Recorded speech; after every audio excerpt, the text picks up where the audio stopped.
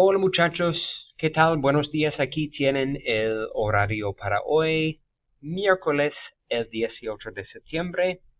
First activity we're going to do today is your 10 wishes. Este genio está listo a darte 10 deseos. Dile tus 10 deseos usando el subjuntivo correctamente. Hay unas frases útiles abajo para ayudarte. So these are examples of the subjunctive as we had talked about before. Subjunctive used, the first point in the acronym WEIRD is for will or desire.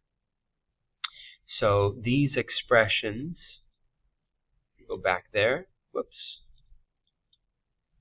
desear que, querer que, esperar que, and I would even add one more, ojalá, O-J-A-L-A, ojalá que, are all expressions of desire. Deseo que, quiero que, espero que, or ojalá que is how you would begin.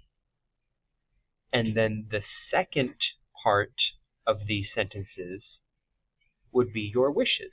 Now the key here is that you can't be the subject for after que, like I hope I get $1 million, or I want to get good grades.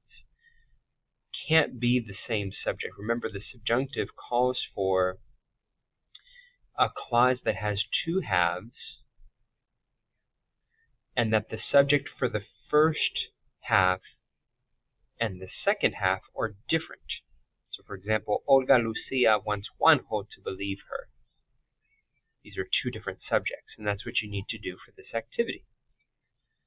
So I'll give you some examples from your perspective. What are 10 things that you hope for the future?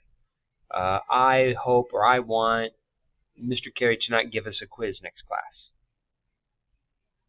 Yo quiero que, or yo deseo que, or yo espero que Señor Carey no me dé.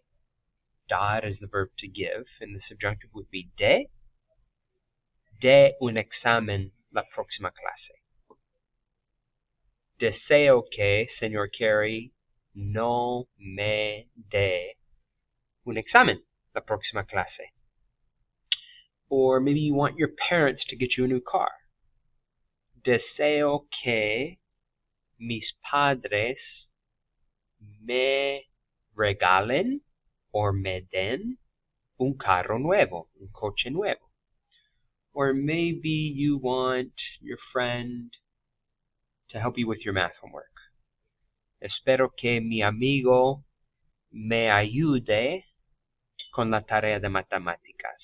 So begin each of your 10 wishes with yo deseo, or yo quiero, or yo espero, and then make sure that your subject is different and that the verb in the second half of these sentences is in the subjunctive. These verbs that are in the first half of your wish are going to be in the present indicative. I'm not expecting perfection here. I'm expecting a perfect effort. No Google Translate. Google Translate doesn't have this ability to do what you're practicing, which is to express the subjunctive mood. Do your best, and we'll go over these at the beginning of next class. Your next activity, let me zoom in here so you can see a bit better, whoops, is a maze in the subjunctive,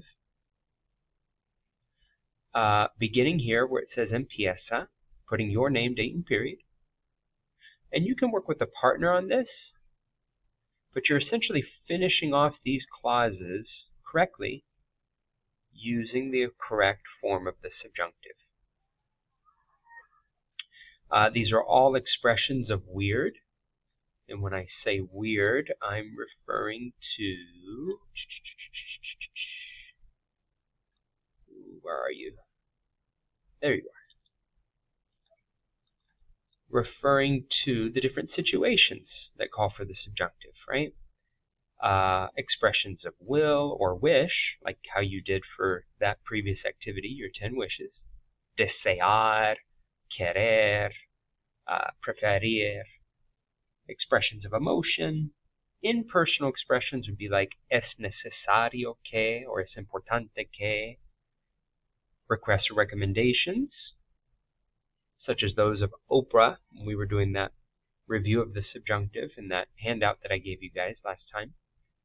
And then doubt, denial, or disbelief. We haven't gotten quite to yet. But these are all expressions of weird. If we go back to that handout, you'll see them used here at the very beginning. So for example, es ridículo que tú blank cuando ganas. It's ridiculous that you would cry when you win. Chorar is the verb to cry. It's an AR verb. How would it look in the subjunctive? And the subjunctive needs to be used here because we have an impersonal expression, es ridículo,